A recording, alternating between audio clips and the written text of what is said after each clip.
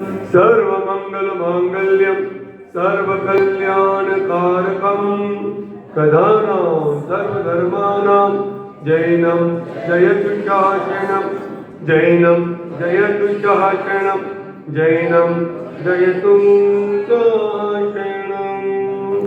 प्रथम कीर्तन का एक शरणार्थी आदिनाथ भगवान की विश्व हितंकर का विषय चिंतामणि पार्षद भगवान की मांगी तुंगी सिद्ध क्षेत्र की परम पूज्य चार्य चक्रवर्ती प्रथमाचार्य शांति सागर जी महाराज की परम पूज्य गणाचार्य आचार्य भगवान विराट सागर जी महाराज की समस्त साधु संघ की।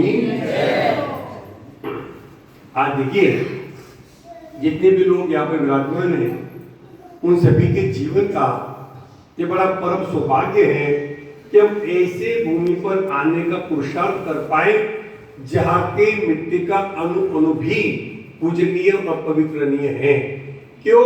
तो इसका समाधान मिलता है पद्म पुराण में जो भगवान आचार्य भगवान ऋषि जी के द्वारा रचित है, और मिलता है उत्तर पुराण में, और मिलता है केशव का महापुरुषों के पुराण में, और मिलता है प्राकृत की निर्वाण कांड में, संस्कृत की निर्वाण भक्ति में, और हिंदी वाली निर्वाण कांड में भी, जिसके 90 पद्य में हम पढ़ते सुनते हैं राम हनु सुग्रीव सुरी गौ गवा के महानी कोटि 99 मुक्ति बयान तुंगी गिरि बंधो दरियान। अर्थात राम हनुमान आदि 99 करोड़ महान आत्माएं जिस चांद से निर्वाण को प्राप्त हो गई, ऐसी परम पावन धरा यानी तुंगी गिरी। नाम क्या आया है? तुंगी। शास्त्रों में आप कोई भी ग्रंथ उठा लीजिए जहां पर इस क्षेत्र का इतिहास मिलेगा, संदर्भ मिलेगा, आपको नाम मिलेगा तुंगी गिरी। तो प्रश्न ये आता है यहाँ पर आने के बाद, यदि शास्त्रों में इसका नाम तुंगी गिरी है, इसे मांगी तुंगी क्यों कहा गया, या मांगी तुंगी नाम का अर्थ क्या है, मांगी तुंगी नाम क्यों और कैसे हुआ? तो समाधान है कि यह पर्वत का नाम तुंगी गिरी है। कल जब हम पहाड़ की यात्रा करेंगे और ऊपर पहुंचने के उपरांत आसपास के विहंगम दृश्य को देखेंगे तो आपको इससे ऊंचा पर्वत, यदि भी सैकड़ों छोटे बड़े पर्वत है आसपास में, पर इस भूभाग का सबसे ऊंचा पर्वत होगा तो यही है। तुंग कहते हैं जिसका शिखर ऊंचा हो, गिरि नाम है पर्वत का, उत्तुंग शिखर होने से तुंगी गिरि नाम तो सार्थक है ही, परंतु पर्वत एक है, चोटियां दो है। मांगी और तुंगी चोटी, पहाड़ का नाम ही तुंगी गिरी है। मांगी अलग है, तुंगी अलग है, सुदबुद्धि अलग है। अब जो बड़ी प्रतिमा बनी उसके लिए नाम दे दिया ऋषभगिरी, वो अलग है नहीं, ये पूरा हिस्सा ही तुंगी गिरी का है। परंतु हुआ क्या, ये पर्वत एक है, चोटियां दो है। तो किसी जमाने में कहते हैं मांगी के नीचे मांगी नाम का, तुंगी के नीचे तुंगी नाम की बड़े बड़े नगर बसा करते थे, हुआ करते थे। तो ऐसा मानते हैं कि नगरों के नाम से इन चोटियों को मांगी तुंगी नाम पड़ा हो। परंतु कहते की उदंतिया ये भी पढ़ने में सुनने में आती है कि 99 करोड़ मुनिराज जो इस धरा से निर्वाण को प्राप्त हुए, उनकी लंबी श्रृंखला में 2 मुनिराज हुए जिनका नाम था मांगेश्वर और तुंगेश्वर। शायद 2 भ्राता भी हो सकते हैं क्योंकि लंबा इतिहास है, प्राचीन इतिहास है। उन मुनिराजों पर घोर उपसर्ग हुए और उस उपसर्ग को सहन करते हुए उन 2 महान आत्माओं ने इसी पर्वत से निर्वाण को प्राप्त कर लिया। इसलिए हो न हो उनके नाम से भी इन चोटियों को मांगी तुंगी के नाम से जानने लगे, और उन चोटियों के नीचे वे नगर बन गए, बस गए। इसलिए उन चोटियों के नामों से भी उन नगरों के नाम अंकित हो गए होंगे, क्योंकि व्यवस्था कोई 200, 500, 1000, 5000 साल की नहीं। मर्यादा पुरुषोत्तम राम 20वें तीर्थंकर भगवान मुनीश्वर के तीर्थकाल में 28,000 मुनिराज और 46,000 आर्यिका माताओं का विशाल संघ लेकर के इस भूमि पर आए, और उन्होंने इसी भूमि से निर्वाण पद की प्राप्ति कर ली। जो काम राम ने किया वही काम उनके अनुयायी राम, हनुमान, सुग्रीव, सुरी, गौ, गवा के नीलमानी, आप जो पिक्चर में देख रहे हो टीवी में भी और सामने भी प्रत्यक्ष देखेंगे, जो अगल बगल में जो खड़गासर प्रतिमाएं हैं, इधर 4 उधर 4 पीतल की प्रतिमाएं, अष्टधातु की प्रतिमाएं खड़गासर, वो इन्हीं महापुरुषों की है। और तो जब आप पहाड़ पर जाएंगे तो तुंगी के चोटी पर पहली जिनालय में आपको इन्हीं आठ महापुरुषों की चतुर्थकालीन प्रतिमाओं के दर्शन हो जाएंगे। और सामने हमारा भगवान मुनि सूतनाथ जी का जिनालय, जिसमें 21 फुट ऊंची भगवान मुनि सूतनाथ जी की प्रतिमा है। तो उसके अगल बगल में 10.25 फीट ऊंची खड़गासर प्रतिमा है, वो अभी राम और हनुमान की है। आचार्य भगवान बड़ी सुंदर बात बताते हैं, कहते कि हे भगवान पाओ, सराग अवस्था में राम के दर्शन, सराग अवस्था में हनुमान के दर्शन आपको गली मोहल्ले में हो जाएंगे। शायद ही भारत का ऐसा कोई नगर हो कि जहां पर हनुमान का मंदिर ना हो, राम का मंदिर ना हो, परंतु वीतरागी राम और वीतरागी हनुमान को यदि जानना है, पहचानना है और दर्शन लाभ लेना है तो एकमात्र भूमि भारतवर्ष की, जिसका नाम है तुंगीगिरी अर्थात मांगी तुंगी, जहां पर आपको निरंतर राम के, आपको वीतरागी राम हनुमान के दर्शन हो जाया करते हैं, एकमात्र भूमि। तो ये मर्यादा पुरुषोत्तम राम की निर्वाण भूमि है। तो महाभारत के नायक नारायण श्री कृष्ण की मृत्यु भी यहीं पर हुई है। कथानक तो बड़ा लंबा है। भगवान नेमिनाथ के शब्द थे, गिरनार के पर्वत पर जब समोशरण आया तब बलराम जी समोशरण में प्रश्न पूछते हैं, भगवान ये तो बताओ मेरे भ्राता नारायण श्री कृष्ण की कभी मृत्यु होगी और ये हमारे द्वारका का भविष्य क्या है। भव्यों के भाग्य से भगवान की दिव्य ध्वनि गिरी, आज से 12 साल के उपरांत द्विपायन के क्रोध से द्वारिका जल करके भस्म हो जाएगी और जरद कुमार के बाण से नारायण श्री कृष्ण की मृत्यु हो जाएगी। अब देखो समोशरण में किसी को राग द्वेष पैदा नहीं होता, वहां तो एक ही घाट पर शेर और गाय पानी पी लेते हैं, वहां बेर का कोई कीमत ही नहीं, हिसाब ही नहीं। परंतु जैसे ही समोशरण के बाहर निकलते हैं तो कृष्ण जी के मन में खलबली मच जाती, क्या 12 साल के बाद कि मेरे सोने जैसी द्वारिका जल करके भस्म होनी है और मेरी मृत्यु हो जाएगी। कृष्ण जी को 12 साल आगे की चिंता सताने लगी। वे राज दरबार लगवाते हैं, सभी सगे संबंधियों को इकट्ठा करते हैं और कहते हैं देखो दिव्य देशन में आया है, जिन्हें भी अपनी आत्मा का कल्याण करना हो आज ही कर लो, कल का कोई भरोसा नहीं।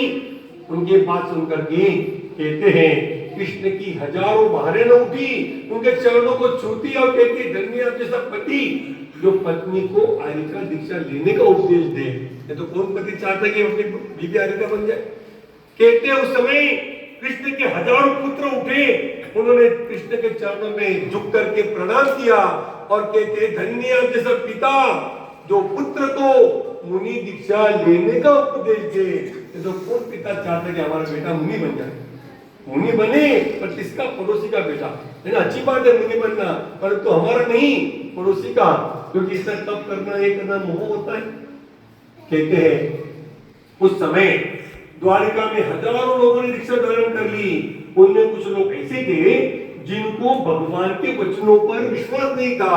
ऐसे लोग देखो पहले के जमाने में थे, चतुर्थ काल में भी थे, ऐसे लोग आज भी हैं। उनमें द्विपायन कौन थे? कृष्ण और बलराम जी के मामा। वे खड़े होकर के कहते अरे कृष्ण और बलराम तो मेरे भांजे हैं, मैं उनका मामा हूं। एक मामा क्या इतना पापी हो सकता है जो अपने भांजों की दुनिया जला करके भस्म कर दे?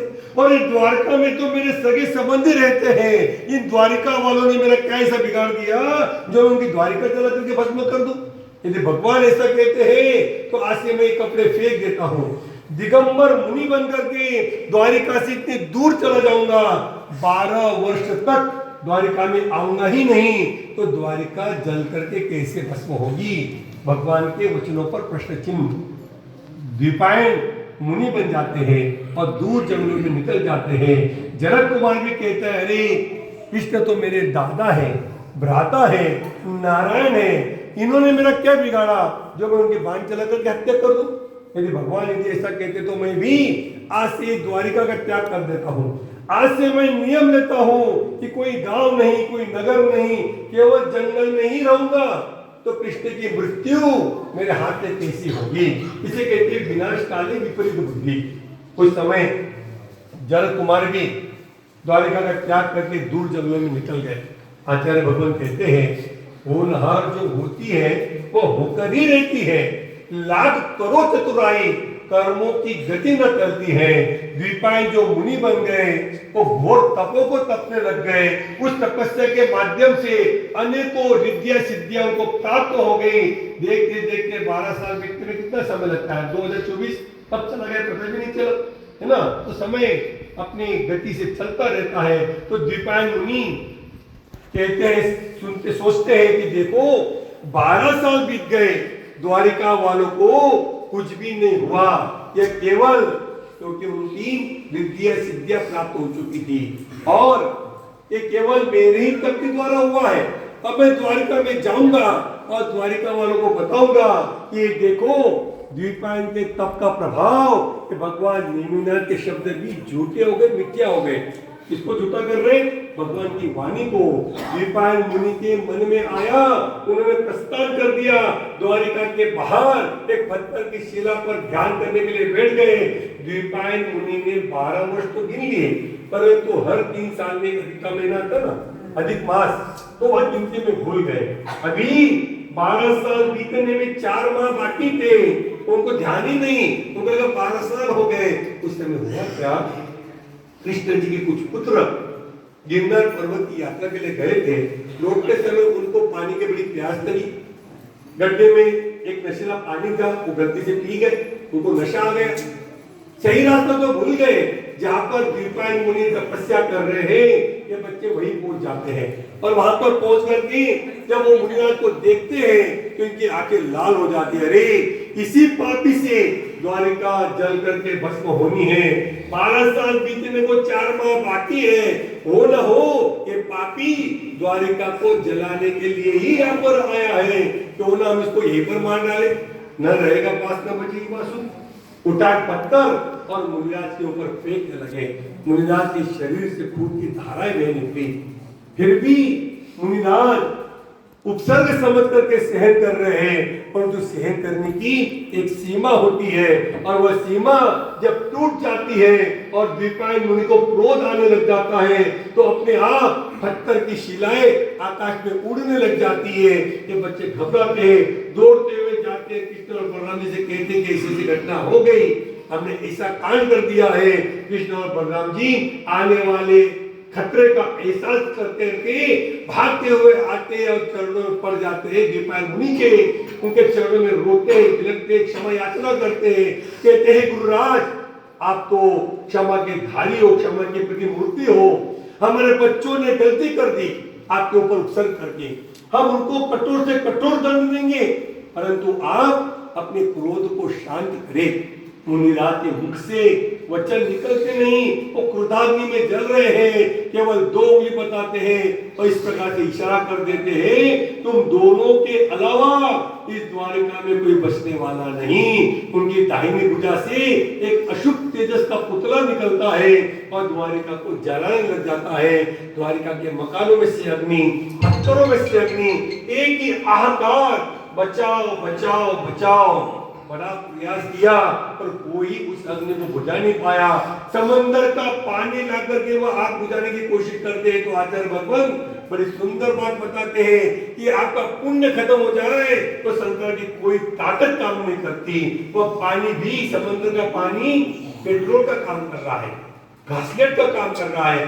जैसे ही पानी डालते हैं और आग भभकती है। देखते देखते और सोने जैसी द्वारिका जल करके भस्म हो गई।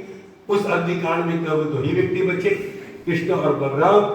कल राजा महाराजा थे, लाखों नौकर चाकर सेवा में थे, धनों का अंबार था। आज 1 रुपया नहीं, आज 1 व्यक्ति नहीं, दोनों भाई घूमते घूमते दक्षिण की ओर इस जंगल में आ गए। यहाँ आने के बाद कृष्ण जी कहते बलराम से, भैया पानी की बड़ी प्यास लगी, कंठ सूख रहा है, पानी हो तो पानी पिला दो। बलराम कहते तुम शांति से बैठो, मैं पानी लेकर के आता हूँ। तो हरिवंश पुराण में उल्लेख आता है कि बलराम पानी लेने के लिए गए तो मीलों दूर निकल गए और यहाँ पर कृष्ण जी पांव के ऊपर पांव रख करके आराम कर रहे थे। कृष्ण जी का पूरा शरीर वज्र के समान था। अरे बंदूक क्या तोप चला दो, कोई फर्क पड़ने वाला नहीं, परंतु पांव के पद्म में, तलवे में एक पद्म था जो दूर से चमक रहा था और केवल वही बात उनका नाजुक होता है पूरे शरीर में। तो कर्म धर्म संयोग से जरद कुमार भी इस जंगल में आ जाता है। दूर से देखता है पद्म जो चमक रहा था, और सोचता है कि हिरण की आंख चमक रही है। उठाया बाण, लगाया निशाना, जाकर के कृष्ण के पद्म में लगता है, चरणों को लगता है। कृष्ण जी हाय हाय करने लगे। जरद कुमार सोचता है मेरे बाण से किसी मानव की हत्या तो नहीं हो गई। नजदीक जाकर के देखता है तो उससे कृष्ण पत्थरों पे अपना सर पटकता है, हाय कृष्ण करता है। फिर भी शांति नहीं पहुंची, तो जो बाण कृष्ण के पांव में लगा था वह निकाल करके अपने छाती में मारने को जाता है। कृष्ण जी के प्राण अभी तक गए नहीं, तो उसका हाथ पकड़ के कहते हैं भाई, ये भ्राता ये तो बता मेरी गलती क्या थी जो तूने मेरे ऊपर बाण चलाया। मैं तो इसी परेशान बैठा हूँ, पानी का प्यासा बैठा हूँ, और मुझे मारने के बाद तू हाय कृष्ण कर रहा है। तू आदमी है कि पागल? और ये तो बता जिस माँ ने तुझको दूध पिलाया तो तूने नारायण पे बाण चलाने की हिम्मत कर डाली। जरद कुमार कहता है भैया तुमने मुझे पहचाना नहीं, जंगल में रहकर के शिकारी बन गया, दाढ़ी बढ़ गई, बाल बढ़ गए। अरे मैं 12 साल से जंगलों में घूम रहा हूँ, कभी खाना नहीं, पीना नहीं, सोना नहीं, केवल हृदय में एक ही आस कि मेरे निमित्त से कहीं मेरे दादा मेरे नारायण के प्राण न हर ले। और देखो आज मेरे बाण से आपकी मृत्यु का मैं निमित्त बन रहा हूँ, तो मुझे जीवित रहने का अधिकार नहीं। जिस बात को सुनकर के कृष्ण जी खिलखिला कर हंसते और कहते भाई जरद, भगवान नेमिनाथ के शब्दों को याद करो। द्वीपांजय क्रोध से द्वारिका जल करके भस्म होने की हो गई, और तुम्हारे बाण से मेरी मृत्यु होनी थी, इससे कोई टाल नहीं सकता था। तुम्हारे रहने से यदुवंश बचा रहेगा। सारे यदुवंशी उस द्वारिका में जल करके भस्म हो गए। भैया तुम यहाँ से चले जाओ, बलराम यदि पानी लेकर के आ जाए और तुम इस हाल में देख ले तो वो तुम्हें जिंदा नहीं छोड़ेगा। आओ भाई 12 साल बाद मिलो, मैं तुम्हें गले तो लगा लूं। ऐसा कह के जरद कुमार को कृष्ण जी गले लगाने के लिए उठते हैं, धड़ाम से जमीन पे गिर जाते हैं, उनके प्राण निकल जाते हैं। जरद कुमार रोता है, चिल्लाता है, खून साफ करता है, दुखी अंतकरण से निकल जाता है। इतनी घटना यहाँ पर घटित हो गई। उधर से बलराम जी पानी लेकर के आते हैं, आने के बाद देखते हो मेरे भैया को कितनी अच्छी नींद लगी है। अरे जब से द्वारिका भस्म हुई मेरा भाई एक पल के लिए भी नहीं सोया, मैं इसे सोने दूं। 1 घंटा 2 घंटा बहुत समय व्यतीत हो गया, तो बलराम कहते हैं भाई उठो, पहले पानी पी लो, तुम्हें तो बड़ी कहने की प्यास लगी थी। उसके बाद जितना सोना है सो। उनके सर को अपने घुटनों पर लेते हैं, उनके मुख में जबरदस्ती पानी डालने का प्रयास करते हैं, पर कृष्ण जी थी नहीं तो पानी पिएगा कौन। कहते हैं शास्त्रों में वर्णन मिलता है कि बलराम उनकी लाश को अपने कंधे पे लेकर के 6 महीने तक इन जंगलों में घूमते रहे, और मोहपटल जब दूर हुआ तो मांगी से तुंगी की ओर जाते। कल आप देखना दोनों पहाड़ियों के बीचों बीच सेंटर पॉइंट में 2 चरण छतरी अभी भी बनाई है। प्राचीन छतरी थी, बिजली गिरने में टूट गई, अब इसको जीर्णोद्धार किया। तो उसी के बगल में कुछ पानी के कुंड है। उसी स्थान पर बलराम ने श्री कृष्ण का अंतिम संस्कार कर दिया। देवताओं ने वहां पर कुंडों की रचना कर दी, और वे कुंड आज भी इतिहास में कृष्ण कुंड के नाम से प्रसिद्ध है, जाने जाते हैं। उसके बाद बलराम दिगंबर मुनि बन जाते हैं, घोर तपों को तपते हैं। शास्त्रों में वर्णन है कि बलराम सर्वांग सुंदर शरीर के धारी, ऐसा उनका रूप, ऐसा उनका सौंदर्य कोई देखे तो देखता ही रह जाए। उस समय हुआ क्या, कुछ महिलाएं पानी भरने के लिए कुएं में पहुंचना, बलराम का मुद्रिका धारण करके हाथ से को निकलना, इन महिलाओं की दृष्टि बलदेव मुद्रा के रूप पर पड़ना, ऐसा रूप इन महिलाओं ने जीवन में कभी देखा नहीं। उसे देखने में ये महिला इतनी दंग हो जाती है, क्या कर रही कुछ पता ही नहीं। हाथ में जो मटके थे वो तो छूट गए, स्वयं के बच्चों को ही मटका समझ रही है, उन्हीं के गले में रस्सी का फंदा लगा रही है, और उन्हीं नन्हे मुन्ने बच्चों को कुएं में छोड़ भी रही है। बलदेव मुनिराज ने जब कृष्ण को देखा उनको तो अंतराय आ गई, मन में विचार करने लगे कि बलराम इस रूप को देखने से, इस पुष्कर के पिंड को देखने से यदि इतनी घोर हिंसा हो जाए तो मैं ऐसा रूप ही क्यों बताए। उन्होंने अन्न पानी का त्याग कर दिया, पर्वत पर गए, पहाड़ की तरफ मुख किया, गांव की तरफ पीठ की। देखो आज भी हजारों साल प्राचीन प्रतिमा है मांगी के चोटी पर तीसरे जिनालय में कल आप दर्शन करेंगे, जिनका दर्शन केवल पीठ के होते चेहरा दिखता नहीं। संसार की एकमात्र ऐसी दिगंबर अवस्था की प्रतिमा होगी कि जिनके पीठ के दर्शन करने के लिए हम इतने दूर दूर से यहाँ पर आते हैं। कौन? कृष्ण के भ्राता बलराम, जो इसी भूमि पर घोर तपों को तपते हुए 5वें स्वर्ग में देव हुए। 9 बलभद्रों का हमारे आगम में वर्णन मिलता है। 7 बलभद्र तो बचपन से ही पहाड़ी से मोक्ष में चले गए, बचे 2 राम और बलराम। राम तो मोक्ष में गए और बलराम 5वें स्वर्ग में देव हुए। इसके अलावा देखो, आप इतनी दूर से मांगी तुंगी जी आए हो, आज तो इसी व्यवस्था बन गई है, हर कोई आता है, हर कोई मांगी तुंगी की यात्रा कर लेता है। आज से 100, 125, 150 साल पहले की बात मैं आपको बताऊं, पर्वत पर चढ़ने के लिए न सीढ़ियां थी, न पगडंडी था, न कुछ था, पूरा जंगल। रास्ता ढूंढते ढूंढते जाओ, रास्ता ढूंढते ढूंढते वापिस आओ, ऐसी व्यवस्था थी। तो बहुत कम लोग जा पाते थे, कोई हिम्मत वाले व्यक्ति जा पाता था। और कोई चला जाए और जिंदा लौट करके आ जाए तो उनके चरणों को छूते थे कि आपके चरणों को छू लिया, हमारी भी यात्रा